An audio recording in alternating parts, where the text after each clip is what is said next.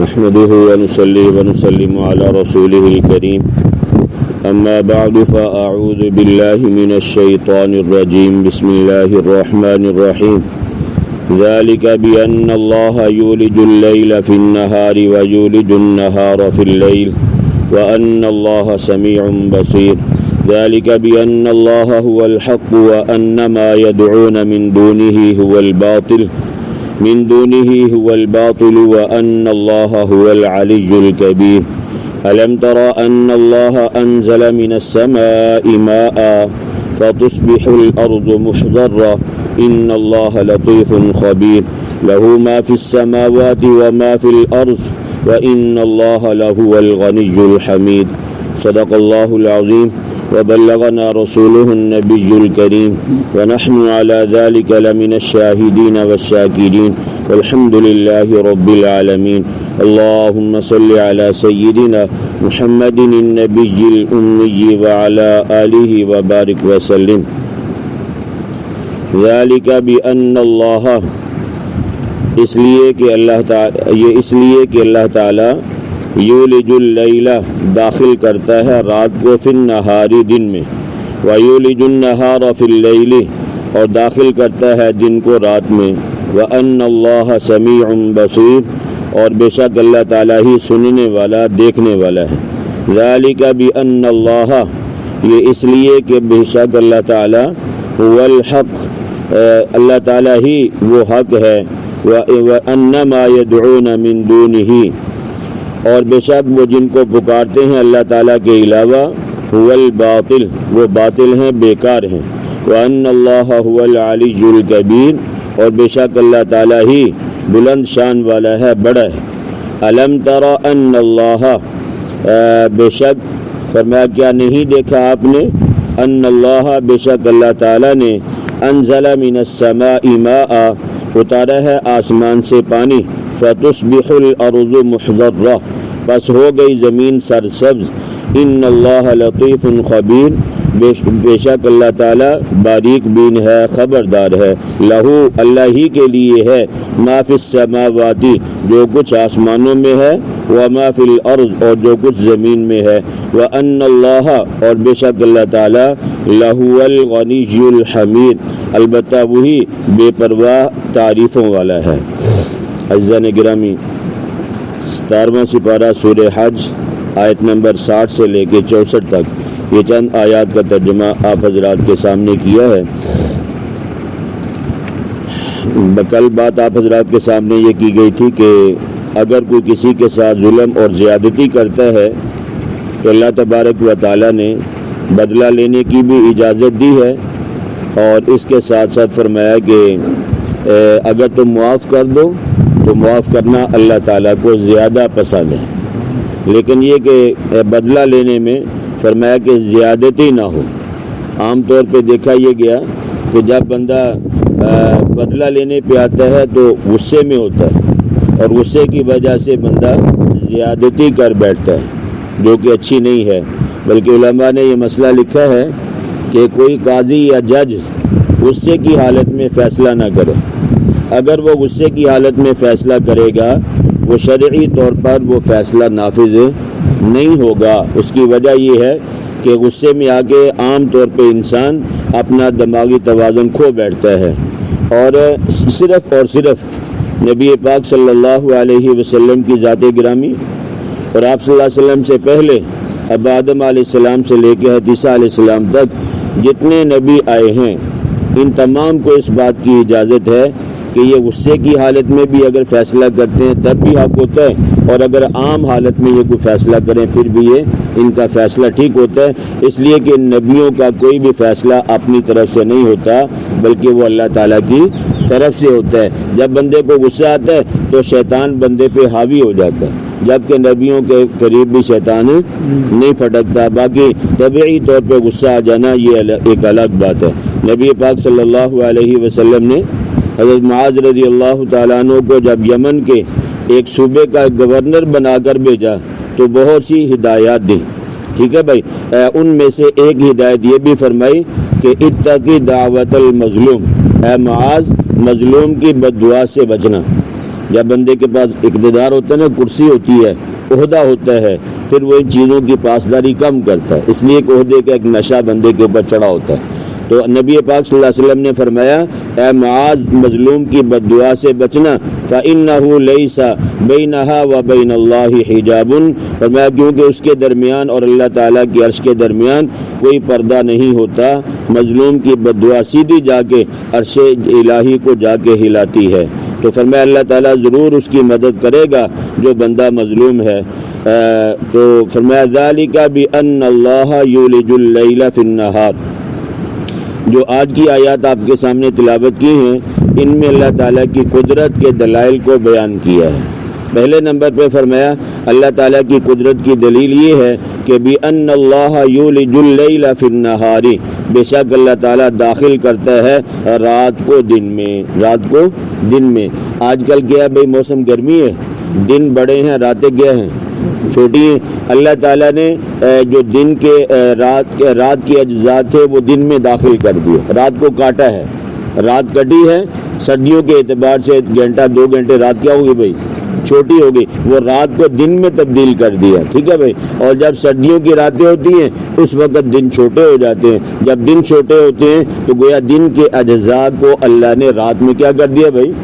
داخل کر دیا۔ اور یہ کام ایک غیر شعوری طور پہ ہوتا ہے، اس کے لیے کوئی یہ نہیں ہے کہ اب گرمی آ گئی ہے اب جناب اس کے لیے نہ جانے کے فرشتے بدلیں گے یا کوئی نظام بدلے گا، ساری چیزیں اپنی روٹین پہ چل رہی ہیں، ٹھیک ہے جی۔ کبھی دن بڑے ہو جاتے ہیں، کبھی رات بڑی ہو جاتی ہے، کبھی موسم گرم ہو جاتا ہے، کبھی سرد ہو جاتا ہے، کبھی بالکل معتدل ہوتا ہے، ٹھیک ہے بھائی۔ چلانے والی ایک ہی ذات ہے، یہ کبھی رات کا بڑا ہونا، کبھی چھوٹا ہو جانا، کبھی موسموں کا بدلنا، یہ اس بات کی دلالت ہے، اس بات پہ دلالت کرتی ہیں کہ یہ سارے نظام کو کوئی ذات چلانے والی ہے، یہ اپنی مرضی سے نظام نہیں چل رہا، اور جو اس کو چلانے والی ذات ہے وہ اللہ تعالیٰ کی ذات ہے۔ فرمایا بے شک اللہ تعالیٰ داخل کرتا ہے رات کو دن میں، وَيُولِجُ النَّهَارَ فِي اللَّيْلِ، اور داخل کرتا ہے دن کو رات میں، یہ سردیوں کے اعتبار سے بیان فرمایا۔ تو اللہ تعالیٰ کی قدرت کے دلائل میں آپ رات دن پہ غور کریں گے تو اللہ تعالیٰ کی ذات، اللہ کی قدرت مجھے اور آپ کو سمجھ آ سکتی ہے، ذات نہیں بلکہ اللہ کی قدرت سمجھ میں آئے گی۔ وَأَنَّ اللَّهَ سَمِيعٌ بَصِيرٌ، اور بے شک اللہ تعالیٰ سننے والا، دیکھنے والا ہے، اللہ تعالیٰ سے کوئی شے پوشیدہ نہیں ہے۔ قریب سے کون سنتا ہے بھائی، بولو، اللہ کی ذات سنتی ہے۔ دور سے کون سنتا ہے، اللہ ہی، ٹھیک ہے بھائی۔ آپ کہیں دور بیٹھے ہوئے ہیں تب بھی میری اور آپ کی بات کون سن رہا ہے بھائی، اللہ تعالیٰ۔ اگر کہیں دور ہیں پھر بھی مسجد میں آ کے آپ عبادت کرو پھر بھی اللہ دیکھتے سنتے ہیں۔ آپ اپنے گھر میں جنگل بیابان میں بھی آپ دعا مانگتے ہیں، آپ کی وہ دعا قبول ہوتی ہے، اللہ سنتے بھی ہیں، قبول بھی فرماتے ہیں۔ یہ میرے اللہ کی صفت ہے کہ اللہ قریب سے اور دور سے دونوں اعتبار سے اللہ کیا کر لیتے ہیں بھائی، سن لیتے ہیں۔ اللہ ویسے ہی دور نہیں ہے، اللہ تو ہماری شارک سے زیادہ قریب ہے۔ اصل اگلی بات آپ کو سمجھانا مقصود ہے، صحابہ کرام رضی اللہ عنہم کا ادب و احترام نبی پاک صلی اللہ علیہ وسلم کے بارے میں۔ جب یہ آیت کریمہ نازل ہوئی روضہ اقدس کے جہاں مواجہ شریف ہے، جہاں سلام کے لیے جاتے ہیں، اللہ ہمیں بار بار لے جائے، وہاں اوپر یہ آیت مبارکہ بھی لکھی ہوئی ہے، یا ایھا الذین آمنوا لا ترفعوا اصواتکم فوق صوت النبی، سورہ حجرات آیت نمبر 2 ہے۔ اے ایمان والو، نہ بلند کرو اپنی آوازوں کو نبی کریم صلی اللہ علیہ وسلم کی آواز پر، اگر ایسا کرو گے تو تمہارے اعمال برباد ہو جائیں گے اور تمہیں خبر بھی نہیں ہوگی، ٹھیک ہے بھائی۔ یہ نبی پاک صلی اللہ علیہ وسلم کے ادب و احترام کے بارے میں اللہ تبارک و تعالیٰ نے آیت مبارکہ نازل فرمائی ہے۔ وہاں میں نے پہلے بھی ایک دفعہ عرض کیا تھا کہ جس وقت لوگ ریاض الجنہ میں جاتے ہیں نوافل ادا کرنے کے لیے، تو جو آپ میں سے گئے ہیں آپ نے دیکھا ہوگا لوگ ایسے بھاگ کے جاتے ہیں، دوڑ کے جاتے ہیں کہ بس اللہ کی پناہ۔ دھکے بھی دیے جاتے ہیں، عام طور پہ کم دیتے ہیں، لیکن بار ایک لائنوں میں لگے ہوتے ہیں، پھر آدمی دوڑتا ہے۔ جبکہ اس مسجد میں، عام مسجد میں جو محلے کی مسجد ہے، اس میں بھی دوڑنے کی اجازت نہیں ہے۔ نبی پاک صلی اللہ علیہ وسلم نے فرمایا جب تم نماز کے لیے آؤ اور امام رکوع میں چلا جائے یا امام کہ آپ کی جماعت نکل رہی ہے، فرمایا اس رکوع کو حاصل کرنے کے لیے بھاگ کے نہیں جاؤ، آہستہ سے جاؤ، جو نماز کا حصہ مل جائے امام کے ساتھ پڑھ لو، اگر نکل گیا بعد میں پڑھ لو۔ لیکن مسجد میں بھاگنے کی اجازت چی جائے کہ بندہ وہاں جائے جہاں مسجد نبوی شریف ہے، جہاں آپ صلی اللہ علیہ وسلم آرام فرما رہے ہیں، وہاں جا کے بندہ بھاگے دوڑے، یہ بات کسی اعتبار سے بھی مناسب نہیں ہے۔ ریاض الجنہ میں نفل پڑھنے کے لیے جاتے ہیں، ایک نفلی کام ہے، اور آپ صلی اللہ علیہ وسلم کا ادب و احترام کرنا کیا بھائی فرض ہے؟ کیا بھائی فرض ہے؟ ایمان بچانے کے لیے، اعمال کو بچانے کے لیے شور کرنے سے منع کیا گیا۔ ایک نفلی عبادت کرنے کے لیے اگر بندہ جا کے فرائض کو توڑ دیتا ہے، آپ صلی اللہ علیہ وسلم کی بے ادبی کرتا ہے، بتائیں بھائی اس کا عمرہ کہاں گیا، اس کا حج کہاں گیا؟ ٹھیک ہے، اس لیے ان باتوں کا اہتمام کرنا چاہیے۔ تو نبی پاک صلی اللہ علیہ وسلم جب یہ آیت سنی نا تو حضرت عمر رضی اللہ تعالیٰ عنہ باوجود غصے والے تھے، طبیعت میں سختی تھی، اس کے بعد اتنی آہستہ آواز سے بات کیا کرتے تھے، خاص طور پہ نبی پاک صلی اللہ علیہ وسلم کے ساتھ، کہ آپ صلی اللہ علیہ وسلم نے کئی بار یہ بات ارشاد فرمائی، اے عمر میں نے نہیں سنا کہ تم نے کیا کہا ہے۔ صحابہ کے دل میں اللہ کے نبی صلی اللہ علیہ وسلم کا ادب و احترام اتنا ہے کہ عمر باوجود جذباتی ہونے کے، یہ آیت جب نازل ہو چکی ہے کہ اپنی آوازوں کو اونچا نہیں کرنا نبی پاک صلی اللہ علیہ وسلم کے سامنے، تو آپ صلی اللہ علیہ وسلم نے کئی بار عمر سے یہ کہا کہ اے عمر میں نے آپ کی بات نہیں سنی، حالانکہ پاس بیٹھ کے بات کرتے تھے۔ یہ کیا تھا؟ یہ ادب تھا۔ تو بہرحال یہ کہ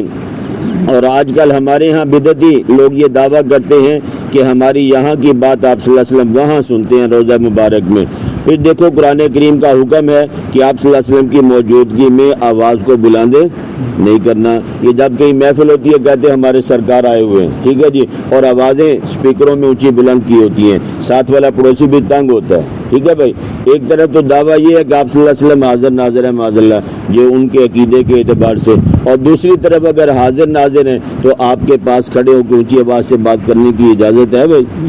تو یہ تو اسپیکروں میں، لاؤڈ اسپیکر میں گلے پھاڑ رہے ہوتے ہیں، ٹھیک ہے جی، اور بے ادبی میں تو کچھ بھی نہیں ملتا۔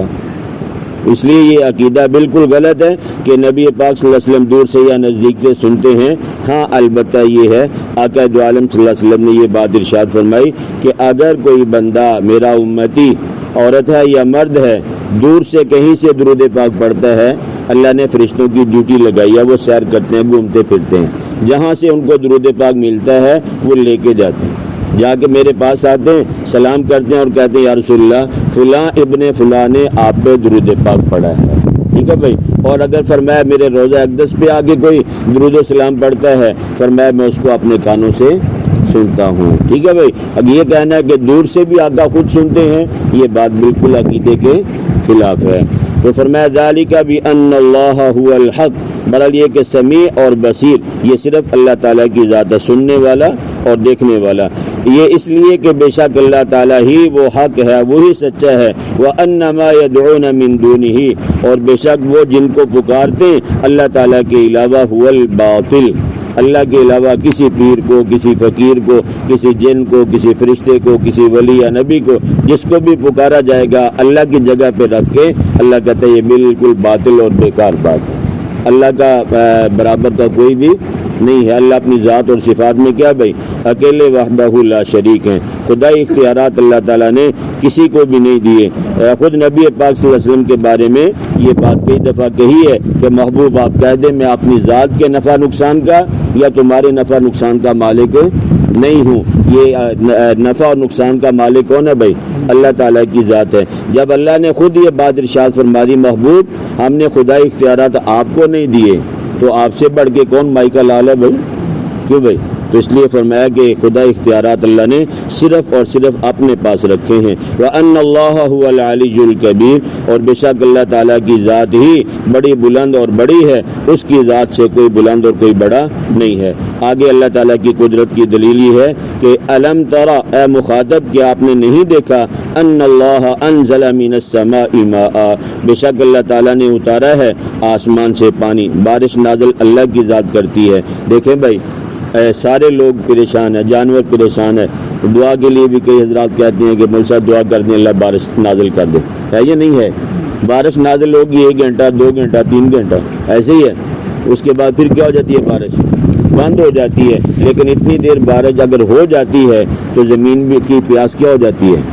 بجھ جاتی ہے، انسانوں کے چہروں پہ رونق آ جاتی ہے، گرمی کی شدت میں فرق آ جاتا ہے، ٹھیک ہے بھائی، جانور بھی خوش ہو جاتے ہیں، اور بارش کے نازل ہونے کے بعد آہستہ آہستہ زمین پہ دیکھو تو سبزہ ہر طرف پھول پھل نظر آنا شروع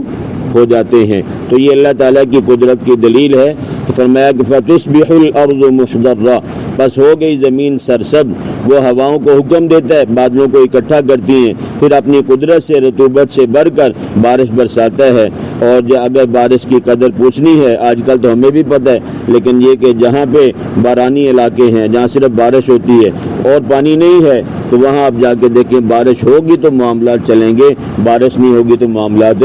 نہیں چلیں گے۔ کئی علاقوں میں انہوں نے بڑے بڑے تالاب بنائے ہوئے ہیں، بارش ہوتی ہے پانی اس میں جمع ہو جاتا ہے، وہیں سے خود بھی پیتے ہیں اور وہیں سے جانوروں کو پانی بھی پلاتے ہیں۔ اگر بارش نہیں ہے تو پانی بھی نہیں ہے۔ یہ ڈیرہ غازی خان کے کئی علاقوں میں ہم نے خود دیکھا، جا کے وہاں میں نے خود دیکھا، جانور بھی، گدھا بھی پانی پی رہا ہے، انسان بھی پورا وہاں سے بھر کے اپنے گھر میں بھی لے کے جائے، اور کوئی راستہ نہیں پانی پینے کا، کیا کریں گے، وہی پینا ہے۔ تو فرمایا کہ اور پھر اگلی بات یہ ہے کہ عام طور پہ ہم لوگ یہ کہتے ہیں بارشیں نہیں ہوتی، بارشیں نہیں ہوتی، بھائی یاد رکھنا ہمارے اعمال کی وجہ سے یہ معاملات ہیں۔ بارشوں کا نہ ہونا، برکتوں کا اٹھ جانا، یہ ہماری بدعمالیوں کی وجہ سے، یہ ہماری بدعمالیوں کی وجہ سے ہے۔ مہنگائی کے ساتھ، صنعت کی تباہی کے ساتھ، بد امنی اور افراتفری، جو کچھ بھی ہے نا، یہ ہمارے بدعمالیوں کا نتیجہ ہے، ٹھیک ہے۔ حضرت عیسیٰ علیہ السلام کا جب نزول ہوگا نا بھائی، قرب قیامت، اس زمانے میں جو برکات ہوں گی، ہوگا یہ کہ لوگ سارے اسلام پہ آ جائیں گے، اعمال والی زندگی گزاریں گے، نبی پاک صلی اللہ علیہ وسلم کی غلامی میں عیسیٰ علیہ السلام بھی اور ساری کی ساری امت محمدیہ نبی پاک صلی اللہ علیہ وسلم کی سنتوں پہ آ جائے گی، فرائض کی پابندی ہوگی، ظلم و ستم ختم ہو جائے گا۔ حدیث مبارکہ میں آتا ہے کہ حضرت عیسیٰ علیہ السلام جب نازل ہوں گے، دین نافذ ہوگا، دین کی برکات سے ایک انار، آج کل کتنا ہوتا ہے بھائی، پاؤ کا ہوگا، 1.5 پاؤ سے اوپر نہیں ہوتا عام طور پہ، شاید بڑا بھی ہو، اس سے زیادہ نہیں ہوتا۔ تو فرمایا ایک انار اتنا بڑا ہوگا کہ جب انار کو ہم کاٹتے ہیں تو 200 میں تقسیم کر لیا جاتا ہے نا، تو اس کا جو خول ہے، فرمایا ایک انار میں سے آدھا جو خول ہے اتنا بڑا ہوگا کہ اس کے نیچے 10 لوگ بیٹھ سکیں گے۔ آپ 10 لوگ جمع ہو، آپ کے اوپر ایک انار کا آدھا خول رکھا جائے تو 10 لوگ اس کے سائے میں بیٹھ سکیں گے، اتنا بڑا اس دنیا میں انار ہوگا، جنت کے پھلوں کا تو کیا ہی کہنا۔ اور پھر فرمایا کہ ایک بکری کے دودھ سے کئی خاندانوں کی کفالت ہوگی، چاچے مامے پھوپھیاں تائیاں سارے ایک بکری کے دودھ سے کیا کریں گے بھائی، سیر ہو کے پیئیں گے، چائے بنائیں گے، سب کچھ ہوگا، لیکن یہ دودھ کئی خاندانوں سے ختم نہیں، ایک بکری کا دودھ، ٹھیک ہے بھائی۔ اور پھر فرمایا ایک گائے اتنا دودھ دے گی کہ سارا گاؤں سیر ہو کے پیے گا۔ اب تمہارے بنڈالے میں ایک گائے ہو جو سارے علاقے گاؤں والوں کو دودھ پورا کرے، کتنی بڑی بات ہے بھائی۔ آج یہ نہیں ہے کہ وجہ کیا ہے، برکات اٹھ چکی ہیں، ہمارے بدعمالیوں کا نتیجہ ہے۔ ظہر الفساد فی البر والبحر بما کسبت ایدی الناس، سورہ روم آیت نمبر 41۔ پھیل گیا ہے فساد خشکی اور تری میں، اس وجہ سے جو انسانوں کے ہاتھوں نے کمایا ہے، اس میں تو کوئی دوسری رائے ہے نہیں، اللہ خود فرما رہے ان اللہ لطیف خبیر، بے شک اللہ تعالیٰ باریک بین خبردار ہے۔ لہو ما فی السماوات و ما فی الارض، اللہ ہی کے لیے ہے جو کچھ آسمانوں میں ہے اور جو کچھ زمین میں ہے، اسی کا تصرف ہے، اسی کی ملکیت ہے، دوسرا نہ کوئی خالق ہے، نہ کوئی مالک ہے، نہ کوئی متصرف ہے، صرف رب العالمین کا سب کچھ ہے۔ وَإِنَّ اللَّهَ لَهُوَ الْغَنِيُّ الْحَمِيدُ، اور بے شک اللہ تعالیٰ بے پرواہ ہے، ہماری باتوں کا وہ محتاج نہیں ہے، یہ ہماری باتیں ہمارے ہی کام آنے والی ہیں۔ فرمایا وہ تعریفوں والا ہے، اللہ تعالیٰ کی اگر ہم تعریف نہیں کریں گے تو زمین کا ایک ایک ذرہ، پانیوں کا ایک ایک قطرہ، زمین کی ساری مخلوقات ہر وقت اللہ کی حمد و ثنا بیان کرتی ہیں۔ یہ قرآن کریم میں اللہ خود فرماتے ہیں وَإِن مِّن شَيْءٍ إِلَّا يُسَبِّحُ بِحَمْدِهِ وَلَٰكِن لَّا تَفْقَهُونَ تَسْبِيحَهُ، سورہ بنی اسرائیل آیت نمبر 44۔ کوئی چیز ایسی نہیں جو اس کی تعریف کے ساتھ اس کی تسبیح نہ کرتی ہو، لیکن تم ان کی تسبیح کو سمجھ نہیں سکتے، یہ اللہ خود فرماتے۔ عبادات، نیک اعمال وہ اپنی ذات کے لیے ہے، ہمارے فائدے کے لیے کسی اور کا فائدہ نہیں ہے۔ اللہ پاک مجھے اور آپ کو صحیح اس بات سمجھنے کی اور عمل کرنے کی توفیق نصیب فرمائے۔